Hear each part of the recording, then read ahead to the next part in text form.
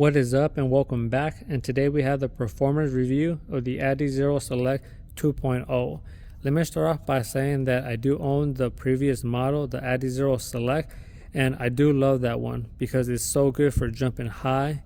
You do have a whole bunch of foam underneath your feet. You sit a little bit higher off the ground, and you also have more support in the back. It has a lot more cushioning in this area, and it's kind of in between a mid and a high. So with the newer version, the 2.0, it is going to be a completely different animal. With this one right here, is going to be tailored for the ground attack.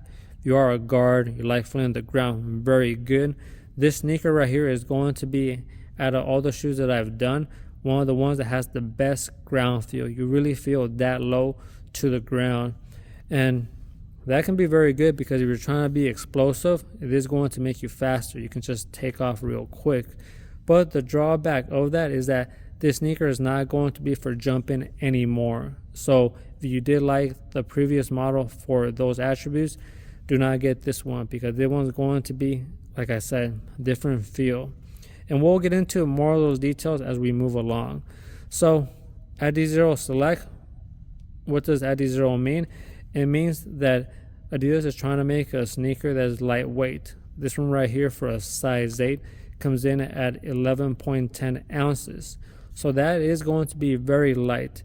And I usually don't like shoes that are too light, especially for hooping.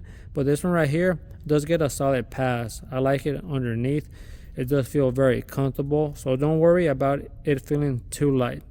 I would say if you are a heavier set player, and you do like more support, more material wrapping around your feet for more stability and structure, then this one probably not going to work out for you because the materials are very thin. You can see that right there. Okay, and we take a close look at the materials. You can also see that it is going to be overlays and fused material. This is going to help out keep the weight down, and also the price. We have a whole bunch of materials stacked on each other. It makes the price go up. So this one right here is going to keep the price down, but also maintains its shape. You can see how the shoe doesn't cave in on itself, yet it still moves. Look at that. It still moves. So that's why I say if you are a heavier set player, or you do have a whole bunch of power when you're moving, you have maybe thicker legs and fatter feet, then when you are putting all that power, it's going to cause it to move to the side like that. You can see that in the performance video, how that happens from time to time when braking. So you know what you like. I'm just giving you these details so you can decide for your own if it's going to be a good pickup for you or not. But I do like the minimalist look. It's going to be lightweight. You can be fast in it. Also, with materials like this, it is going to be more breathable, great ventilation. You can see right here, the tongue is partially disconnected, half booty. Mesh that's connecting it down there. Mesh down the middle. So you are going to get airflow coming out through here, and then the ventilation holes down here. And also, it helps that the material is not that thick. So great for ventilation if you like keeping your feet cool. You're not going to sweat as much. Now moving on to the fit, definitely with this one, go a half size down. The sizing for this one that's going to be recommended for that performance fit, regular or narrow, go a half size down. If you are a wide footer, go true to size. I unfortunately ended up doing what I usually do. I went a half size up because I am a wide footer, and I do have a little bit of extra room on the toe box and a little bit of the lockdown sliding up and down. So now you have that info so you don't do the same mistake. And for me, for the lockdown, if I do tie the laces as tight as I can get this lockdown to around 9.4. But if I just tie them pretty quick and don't think about them, it's around an 8.8. Okay, I do feel the ankle sliding up and down, but simple solution. I'm going to tie them as tight as I can and then double sock. If it is a game, a serious game I want to play in them, then I can just do that and I'll feel very good. It still doesn't break the sneaker with the sizing that I unfortunately got the wrong size because I'm testing it out for everybody, but still very solid. I can play it with a 9 or higher. I can play in that for the lockdown. So very happy that at least it wasn't a shoe that I can't play in. So that's going to be for sizing. Follow that and you'll be covered. Now you do have a little bit of cushioning here along the sides, but it's not going to be anything spectacular, right? It's just going to be pretty much, if we say hardly any and regular, it's just barely underneath here, okay? Or we can even say regular, it's regular, okay? You can just see it right there in the video. Nothing spectacular in that area. You do get a little bit of cushion for the tongue. You can see right here, it looks like it has little pillows, like 3 of them. One right there on the side and down the middle. But this right here, you can press down and it's just there for looks. It looks like a bubble, but doesn't really provide any extra cushioning. Okay, so that's going to be the upper, but it does come with a nice heel clip. Look at that internal heel counter. It's about that tall, okay, and it moves along this area.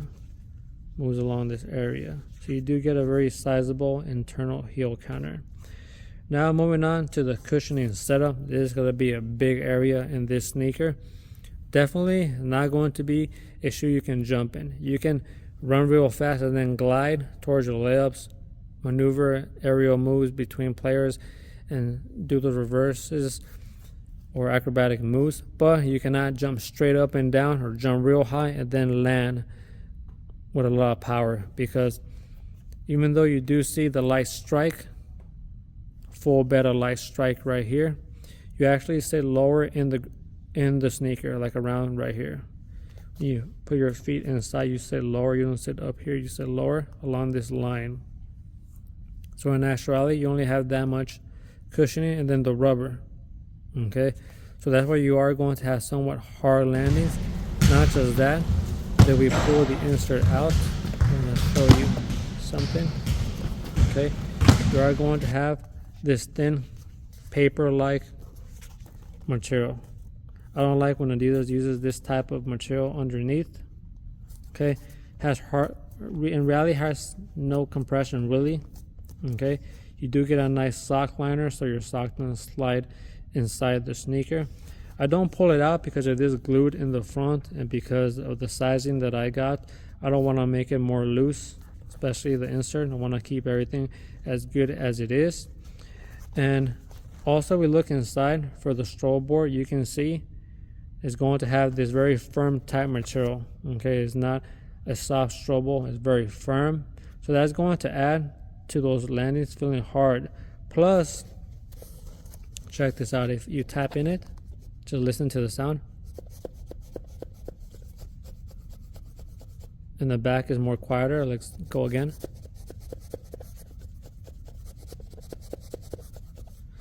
That's going to be the shank plate down the middle. It is a very sizable amount like this, okay? And the shank plate feels that it's sitting on top of the foam, okay? And I noticed this now when I was looking at the shoe for the first time. I started playing in it. I did the jump test, landed in the front, the middle, and the back, and I was actually telling myself, why does it feel more hard and hurts a little bit more when I'm landing down the middle? It's because that shank plate is right underneath your foot, underneath the strobo board. So you pair that with the low ground feel and then that big old shank plate down the middle in the center of your feet, you are going to get those very hard landings when you land in this area. For the heel, it still feels adequate, but I know it's going to bottom out quick because it is light strike, and you also feel somewhat hard in the front. Okay, so definitely this sneaker is not going to be good for the long run or even immediately for jumping straight up and down real high. It is going to be hard landings, so just be aware of that if you're thinking of picking this one up. Now if we look at the traction, you can see this is the traction pattern, this swirl type design with a little bit of lines in the back. This right here, you can see if we press it, how it flexes, but it's not too thick, somewhat thin. So this traction is going to be a no-go for outdoors, but for indoors it's going to be very good, very grippy. Pleasantly surprised how grippy it is. So definitely going to take care of you for the indoor courts, but unfortunately no good for the outdoors, because these lines, I'll do a zoom in, it looks like it's a line, but it's a line split in half. Okay, so that makes it even more thin, so that for outdoors it is going to wear down super quick, but for indoors this helps grip the ground, right? Even when I was driving home and I had my foot on the brake, I moved my foot back and forth and I heard some noise. You could just see how it grips. That right there grips very well. Okay, so you're gonna be covered in that area. It does pick up dust from time to time, so just wipe. Nothing too crazy. You can see in the performance video, I tried really putting this to the test, giving you a realistic point of view of just stopping over and over, and it just stops on a dime. And that can work very well for the ground attack. However, because the materials are somewhat thin and they move, if you are stopping and it holds on a dime, you might have that foot sliding over. But if you do have very good body control and strong legs, strong ankles, then that's going to be a no problem for you. But if you are a player that is somewhat clumsy, or maybe you have an injury along your ankle or the front of your foot, then watch out for that, because if the material, you feel that when you're stopping you're sliding a little bit too much over, then that cannot be good. Okay, so you know the type of player you are with this information, and you can see if this is going to work real good for you or not so much. So that right there is going to be my performance review. I try to give everybody as much information as possible so you can decide for yourself. And the price tag for this one is going to be $110. Not super expensive. It's not a budget line. Budget lines are 80 or 90. This one $110. I do feel you get a very solid sneaker if you are very shifty, you like moving super quick, and you like gliding past player. This is going to work very well. Only if you are heavier set player, I wouldn't recommend, and you know what you can play in and what you can't. So that's going to do it for this video. Great aesthetics. You are going to stand out, especially in this colorway. And if you did like this information, please sub and like. I am a smaller channel, and every little bit goes a long way. So that's going to do it for today. Until next time, peace and much love.